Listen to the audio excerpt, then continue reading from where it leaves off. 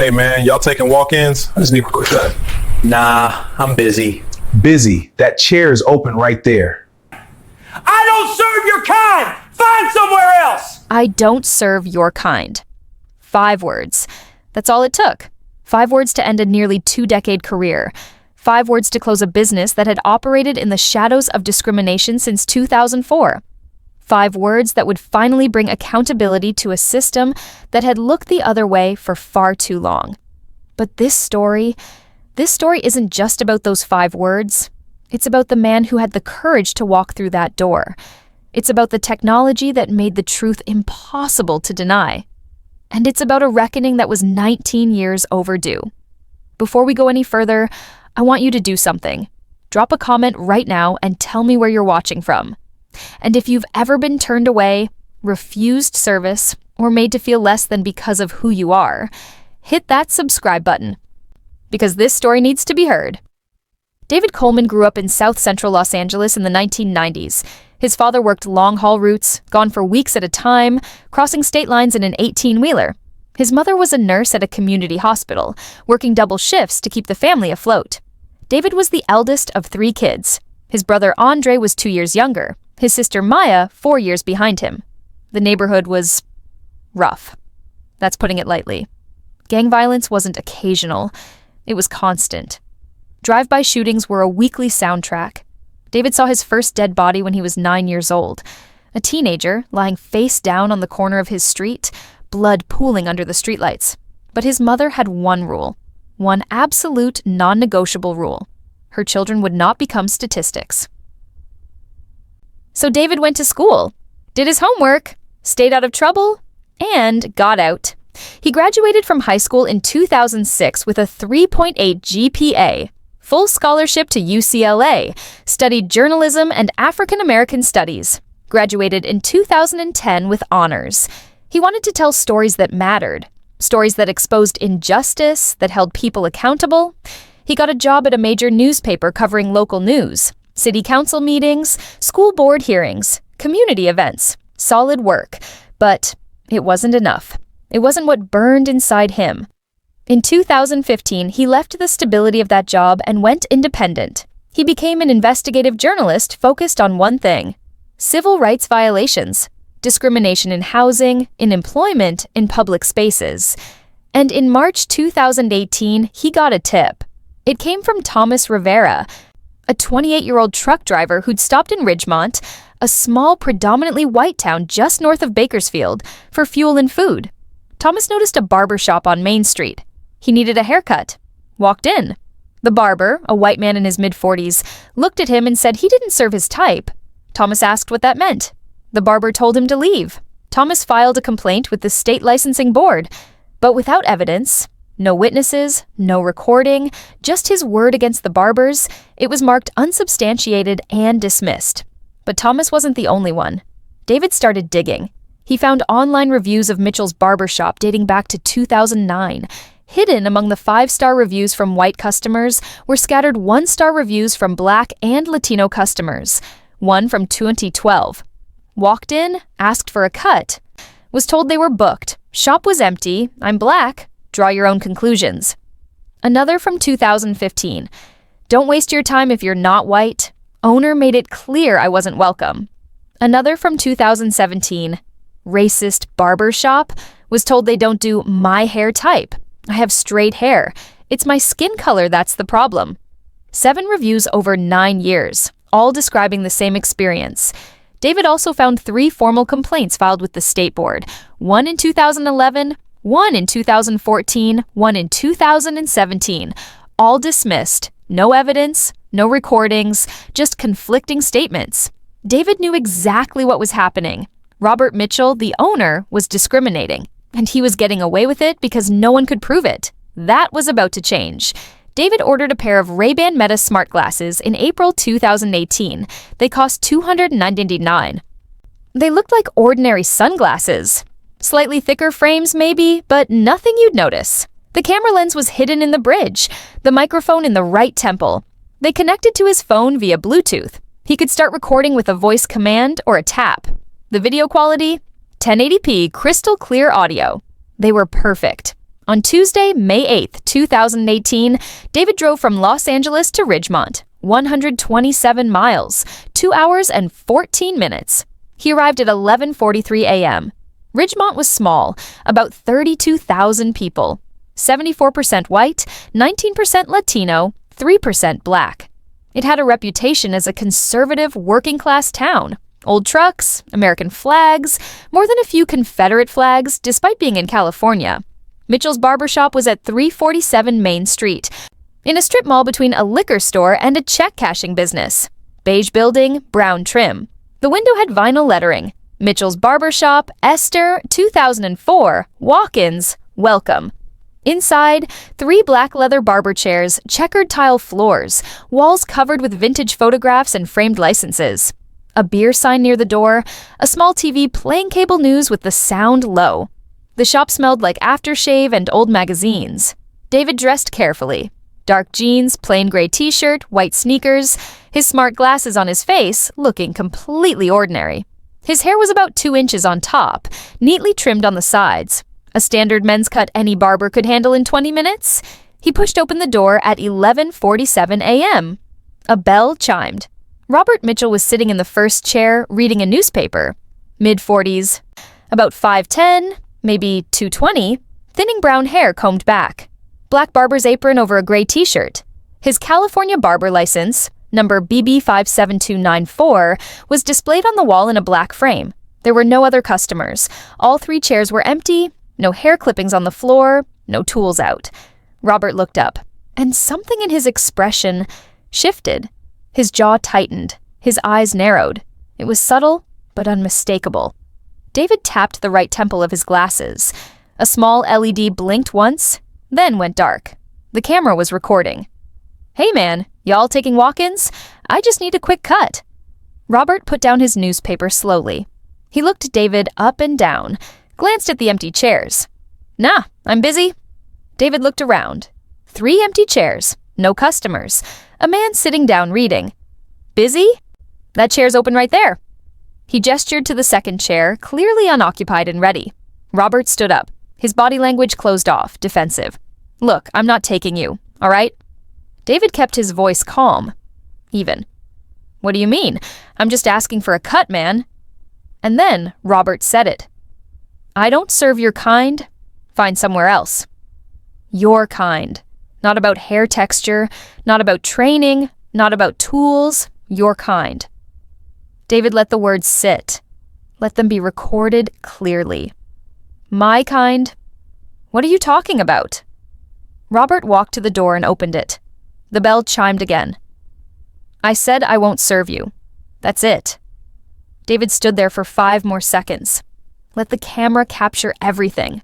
Robert holding the door, his expression hostile, his refusal absolute. Then David walked out. He got in his car across the street. Checked the recording on his phone. It was perfect. Clear video, clear audio, every word captured. I don't serve your kind. Robert Mitchell had just violated federal and state law. On camera. David drove to a coffee shop 3 blocks away, opened his laptop, drafted a formal complaint to the California Department of Consumer Affairs. He cited Title II of the Civil Rights Act of 1964, which prohibits discrimination based on race in public accommodations.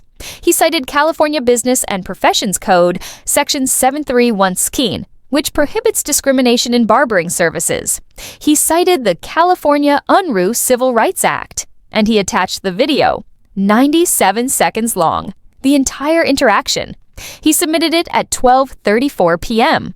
He also sent it to the ACLU, the NAACP Legal Defense Fund, and 3 civil rights attorneys.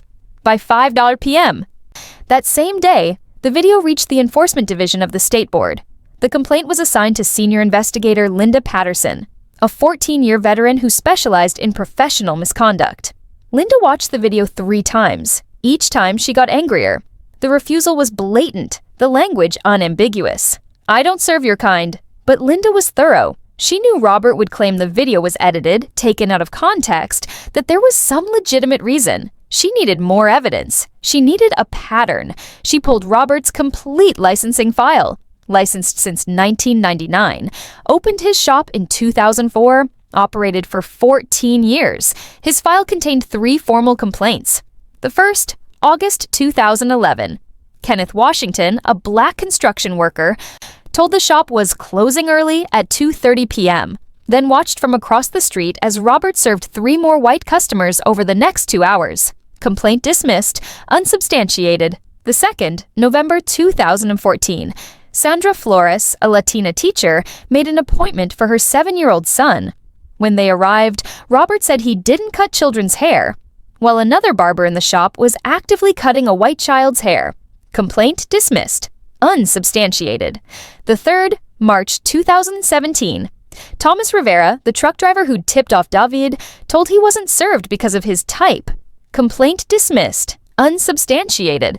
Linda saw the pattern immediately. 3 complaints over 6 years, all from people of color, all dismissed because there was no objective evidence. But now there was. Linda decided to conduct additional testing. Establish the pattern beyond doubt. May 15th, 2018, 1 week after David's visit. She sent in 2 testers. The first was James Sullivan, a 32-year-old white investigator. He walked into Mitchell's barber shop at 2:17 p.m., jeans and a t-shirt, asked for a walk-in haircut. Robert smiled, welcomed him, immediately seated him. How do you want it cut? Standard trim, shorter on the sides, longer on top. Robert cut his hair over the next 22 minutes. Professional, friendly, conversational, asked about work, weather, local news, charged him $18. James tipped Fowlers the entire interaction recorded on a hidden body camera. The second tester was Marcus Williams, a 29-year-old black investigator. He walked in at 3:04 p.m., 47 minutes after James left. Nearly identical clothing. Short hair, neatly trimmed, easily maintained with standard tools. Hey, can I get a walk-in cut? Robert looked at him. That same expression David had seen, the tightening jaw, the narrowed eyes. We're closing early today. Marcus glanced at the clock. 3:04 p.m. The sign said they closed at 6 wump. Closing early? It's only 3. Robert stood up. Yeah, I got an appointment I gotta get to. Sorry. Marcus left, walked to his car across the street, and watched. At 3:47 p.m., a white man walked in. Robert greeted him, seated him, cut his hair.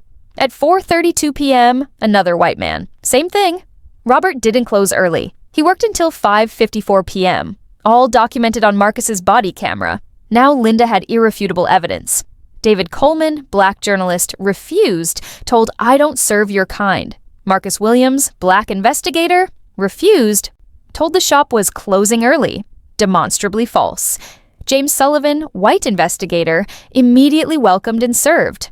3 prior complaints spanning 6 years. The evidence was overwhelming. Linda prepared a formal accusation against Robert Mitchell's barber license, filed June 4th, 2018. Robert received notice June 7th. He had 15 days to respond. He hired an attorney, Gerald Hughes, a local lawyer handling small business disputes. The response denied everything, claimed legitimate business reasons, claimed the video was out of context, claimed Robert said hair type, not your kind, that the audio was unclear, claimed the testing was entrapment, requested a formal hearing. The hearing was scheduled for September 12, 2018 in Sacramento. The hearing room was formal, wood-paneled, long table for the 3-member board panel, separate tables for the state and the respondent. Linda presented the case at 10 UCO a.m. She played the video from David's smart glasses. The board watched in silence. Hey man, y'all taking walk-ins? I just need a quick cut. Nah, I'm busy. Busy? That chair's open right there. Look, I'm not taking you, all right? What do you mean? I'm just asking for a cut, man. I don't serve your kind. Find somewhere else. Silence when it ended. The board president asked to hear it again. Linda replayed it. I don't serve your kind. No ambiguity, no misinterpretation. Then Linda presented the tester evidence.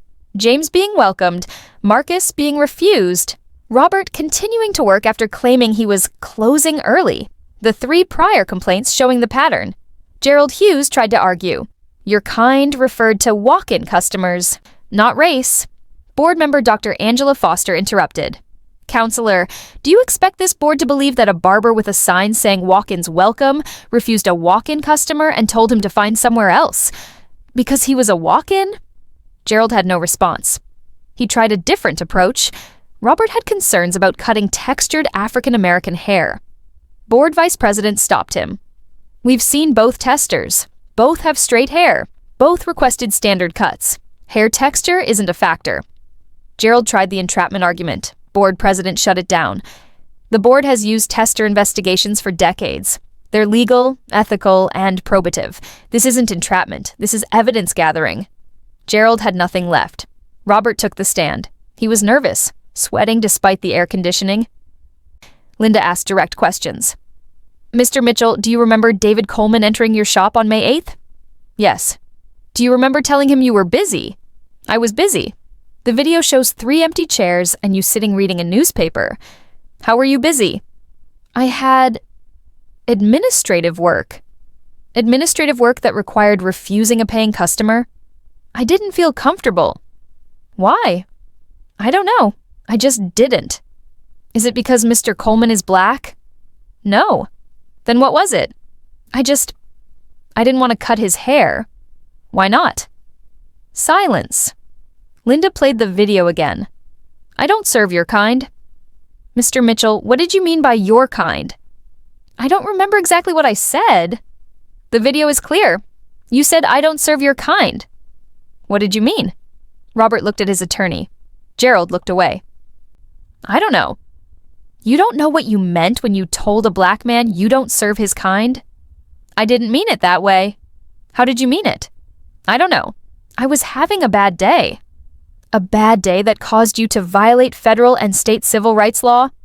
It wasn't like that. What was it like, Mr. Mitchell? Silence. The board deliberated for 37 minutes. When they returned, the board president read the decision. The State Board of Barbering and Cosmetology finds that respondent Robert Mitchell, license number BB57294, engaged in unprofessional conduct. She detailed the violations: California law, federal law, the Unruh Act. The evidence demonstrates a clear and consistent pattern of refusing service to customers of color while providing service to white customers under identical circumstances. Mr. Mitchell's statement, "I don't serve your kind," constitutes explicit racial discrimination. This board will not tolerate discrimination. A California barber license is a privilege, not a right. It carries the obligation to serve all members of the public equally. Therefore, the board orders the following. License number BB57294 is hereby revoked effective immediately. Mr. Mitchell is assessed a civil penalty of $5,000, payable within 30 days. Mr. Mitchell is permanently prohibited from applying for a new barber license in California. This decision is final. Robert sat motionless. 19 years. Over. His business closed. His livelihood gone. David, who'd attended the hearing, walked out and made a call. License revoked. $5,000 fine. Permanent ban. Silence on the other end. Then, that's precedent. That's accountability. David posted the decision on his website. The original video, the tester videos, a detailed breakdown. The article went viral. 340,000 shares in 48 hours. News outlets picked it up. Local, statewide, national. The video of Robert saying, "I don't serve your kind," played on television dozens of times. Comment sections exploded. People shared their own stories. The hashtag "I'm not your kind" trended for 3 days. The video became a training tool. Every licensed barber in California had to complete a 4-hour course on civil rights. The course included Robert's refusal. Mitchell's barbershop closed permanently September 15, 2018, 3 days after the hearing. The building sat empty for 4 months. In January 2019, it was leased by a new owner, a black barber named Anthony Harris, who moved from Oakland specifically to serve the underserved community. He hung a sign in the window, "All are welcome here." David continued his work. 23 different cities over the next 5 years, documented discrimination in restaurants, hotels, retail stores, service businesses. His videos led to 12 license revocations. 17 civil rights settlements, policy changes in 6 cities. He became nationally recognized, spoke at conferences, universities, civil rights organizations, testified before the state legislature. Robert Mitchell's life collapsed. His business gone. Income zero. Couldn't work as a barber anywhere in California. Applied in other states, but every licensing board Googled his name.